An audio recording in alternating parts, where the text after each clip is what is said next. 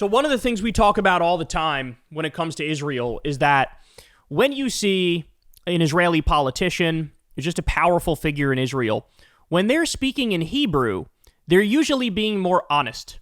They're usually giving their actual thoughts because they know, hey, I can get away with this talking to a fully Israeli audience, right? But when you see these same figures speak in English, it's a different story. They're giving the sanitized version for Western audiences to try to make you feel like, oh, they're just being defensive and, you know, they're not the bad guys here. It's got to be Hamas is the problem. And so that's why you see, I mean, you've seen countless examples of this, of like Netanyahu saying one thing in front of an American audience and saying a totally separate thing in front of an Israeli audience. Well, every now and then you get somebody who comes out and while speaking English will just tell you what they actually think. And this is a great example of it here. So this guy is, his name is Jonathan Pollard. He's a U.S.-born Israeli spy. So this guy was an American.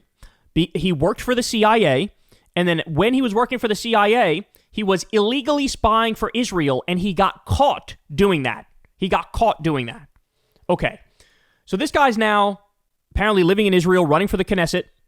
And he's going to lay out here what his ideas are for, you know, being a public official. Listen to this. Believe it or not, I like Israel Katz. I know him personally. I would consider him a friend. I was proud that just a day after on October 8th, he immediately said no water, no electricity, no food, no nothing. This guy is saying literally on camera, I was proud of, I believe he's the Israeli defense minister, Israel Katz, when he immediately said after October 7th, we are going to commit war crimes now. We are going to do collective punishment now. We are going to violate international law now. That's what that announcement was. There's only 30,000 or 40,000, or there were only 30 or 40,000 Hamas members in Gaza. And this guy admitted, oh, I'm going to shut off the food, the fuel, the water, the electricity for over 2 million people in Gaza. So in other words, the grandma and the toddler are just as guilty as the Hamas militant. And this guy's like, that's why I love him, because he acknowledged, let's do some war crimes. He was cheerleading war crimes. Hooray, war crimes. Bro, do you know that the camera's on, bro? Are you aware of that? Oh, my God. Our hostages came out, and that was the correct policy to have at the time. But then Bibi broke weak and whittled it down to the point where we are now, I mean, it's hard for me to admit this, we are now feeding our enemy. I mean, this has never happened in history before. He's saying the IDF is being too nice. Why is literally any food getting into Gaza for starving babies? Like, obviously, all of them should starve to death and die a painful death of malnutrition. He's outraged that any food is getting in, even though Israel is literally cracking down as much as they can to not allow in any food. Every now and then a truck gets through, so, disgusting. Holy shit. This, again, he's acting like he doesn't know the camera's on. This is what happens when you basically give an entire rogue nation total immunity. You're like, hey, we're never going to hold you accountable. We're never going to cut off the money. We're never going to cut off the weapons. We're never going to give you a slap on the wrist. We're never going to sanction you. We're never going to embargo you. We're never going to work together with the rest of the world to make sure that you're not allowed to commit crime after crime after crime. This is what happens. He's high on his own supply. I mean, this literally sounds like, shit like this would come out at a fucking Nazi rally. And I don't want to hear this business that it's consistent with Jewish morality. It isn't. Anybody saying that doesn't know anything about Jewish morality at all. So what he's saying is the correct thing to do from the perspective of Jewish morality is to starve everybody in Palestine to death. That's what he's saying. So our leaders have had their necks in a vice grip by other countries who... Okay, let me give you an example. Oh my, did you hear this? The Americans are holding us back so much. I mean, we just want to eliminate all the Palestinians, but the Americans are saying, you can't eliminate them all at once. Yes, we have Israel's neck. We have Israel's neck in a vice grip. Does that sound like the actual current state of affairs? Because to me, it looks like the fucking opposite. It looks like because of AIPAC, because of the Israel lobby, because of Miriam Adelson and her, endless amount of money, basically, the United States government has been captured, has been bought by the Israel lobby, and they've gotten full compliance from the Trump regime. They got nearly full compliance from Biden, too. but even more compliance from the Trump regime.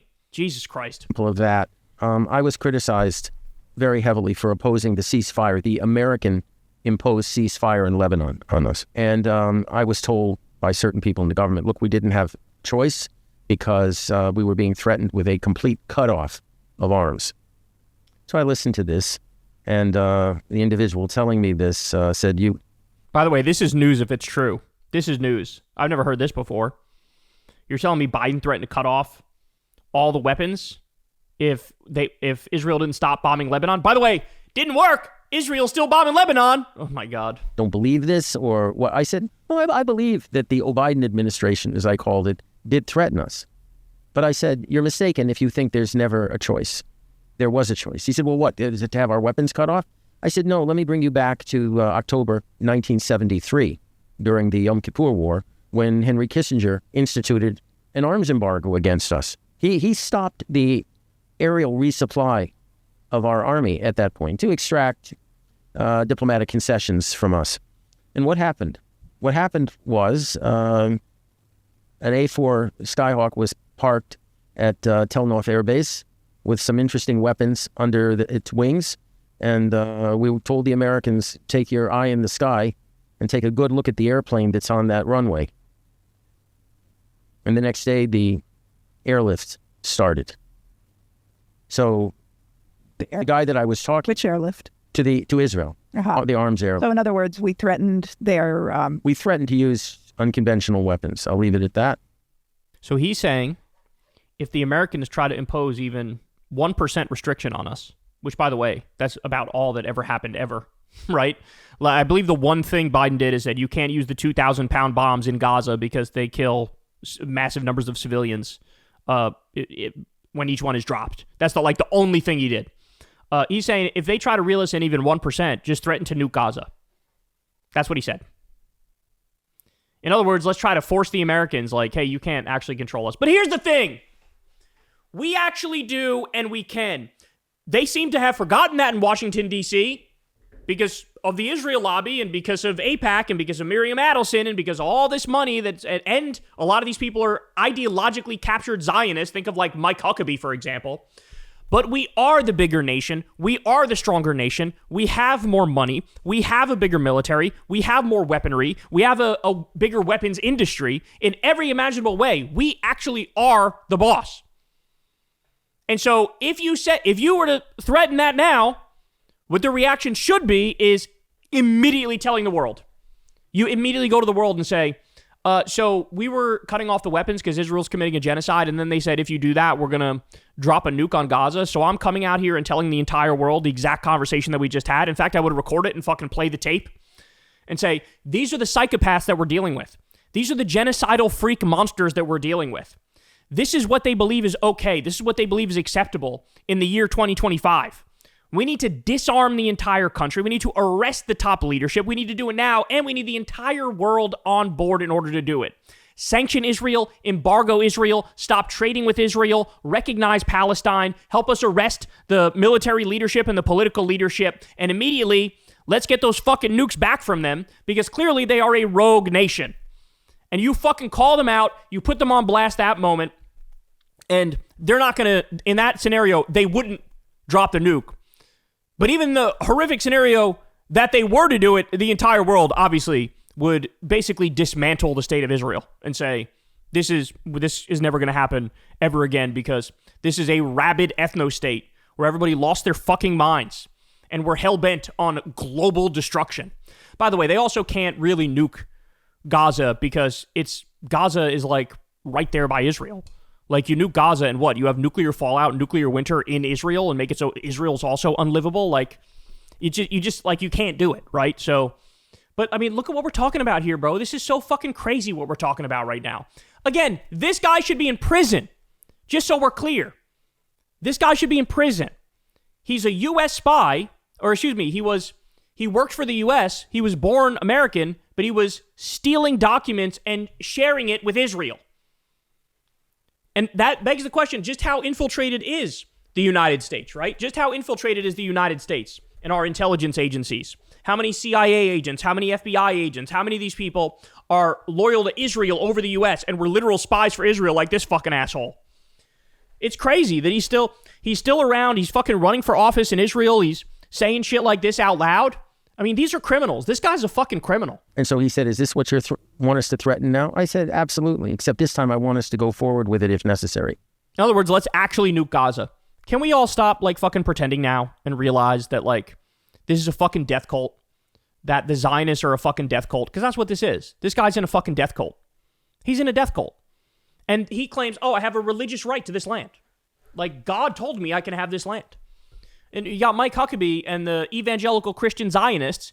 They're also psychopaths. They think Jesus is going to come back on a winged horse, and that's why Israel needs to steal Gaza and steal the West Bank and create a greater Israel. And they're like, oh, obviously I want Jesus to come back on a winged horse and bring me to heaven with him, so I'll let Israel do whatever they want. Go ahead, bomb more babies, because we have to fulfill biblical prophecy. Like, all of you people are mental. You're mental. You need to be in fucking straitjackets and injected with Thorazine. What a joke. What a joke this is. There you have it, man. I mean, what else is there to say? That this is now, and make no mistake about it, what this guy's saying is not like extremist fringe bullshit. When you look at the polls in Israel, the population thinks a guy like this is fucking reasonable. And boy, oh boy, does that say a lot, doesn't it? Hey, y'all, do me a favor and like and subscribe. It helps out big time in the algorithm. Click the bell as well for notifications when videos drop, and watch that video on screen right now. You know you want to.